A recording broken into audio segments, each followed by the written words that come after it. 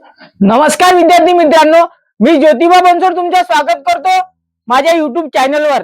मित्रांनो, आपण आजच्या व्हिडिओमध्ये बघणार आहोत जे विद्यार्थी 10वी मध्ये आहेत त्या विद्यार्थ्यांचे टाइम टेबल याने वेळापत्रक जाहीर झालेलं आहे।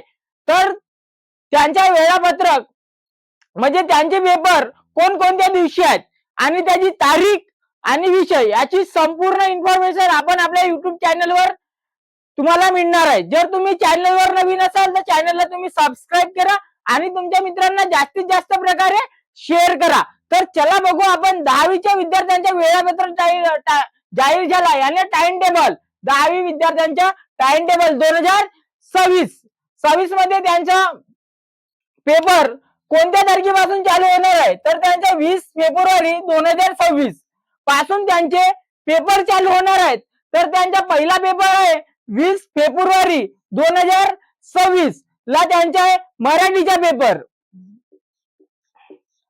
त्यांचा मराठीचा पेपर 20 तारखेला। तर त्याच्यानंतर 27 फेब्रुवारी 2026 ला इंग्रजी।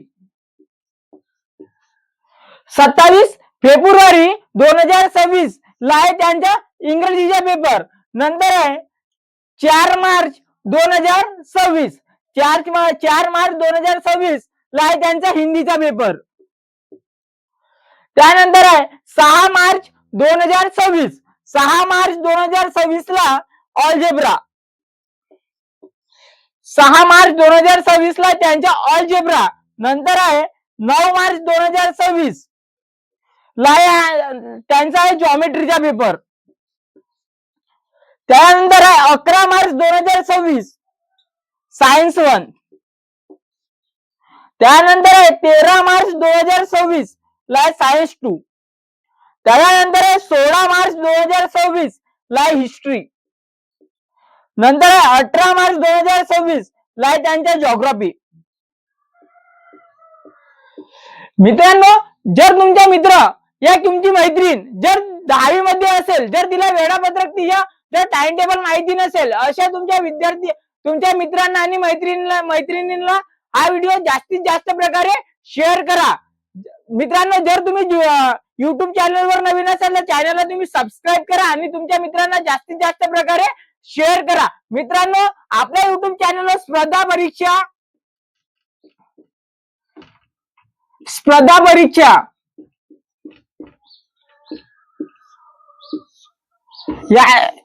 यांच्यामध्ये जर तुम्ही स्पर्धा परीक्षेची तयारी कराल 12वीच्या नंतर, अशा विद्यार्थ्यांसाठी आपल्या YouTube चॅनलवर या स्पर्धा परीक्षेसाठी कोणते सब्जेक्ट राहतात आणि त्याचा कोणता अभ्यास करावा लागते याची संपूर्ण इन्फॉर्मेशन आपल्या YouTube चॅनलवर मिळते।